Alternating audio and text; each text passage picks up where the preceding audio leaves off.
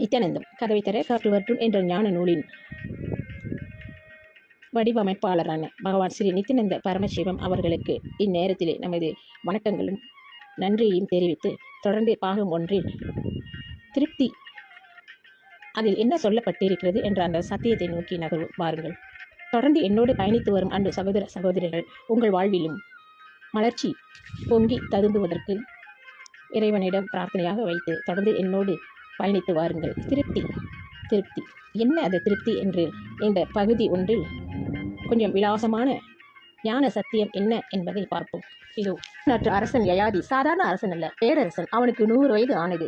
ஒரு அரசன் தன் வாழ்க்கையில் எவ்வளவு இன்பத்தையும் சந்தோஷத்தையும் அடைய முடியுமோ அதைவிட பன்மடங்கு சந்தோஷத்தை அனுபவித்தவன் தான் இந்த யயாதி. நாள் இரவு திடீரென்று அவன் முன் வந்து நின்றது மரணம்.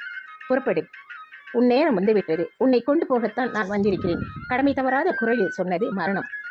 யயாதி மிகப்பெரிய வீரன், இருந்தாலும் மரணத்தைக் கண்டு நடுங்கினான். இவ்வளவு சீக்கிரத்தில் என் உயிரை கொண்டு போக வந்துவிட்டாயா என்று மரணத்திடம் கெஞ்சலாக கேட்டான் யயாதி. சீக்கிரமா? உனக்கு 100 வயதாகிவிட்டது, உன் முதல் மகனுக்கே 80 வயது, இன்னும் உனக்கு வாழ ஆசையா என்று கேட்டது மரணம். மரணமே, எனக்கு 100 மனைவிகள், எனவே 100 மகன்கள். எனக்கு பதிலாக என் மகன்களில் ஒருவர் உயிரை துறந்து உன்னோடு வருவதற்கு தயாராக இருந்தால் என்னை விட்டு விடுவாயா? மரண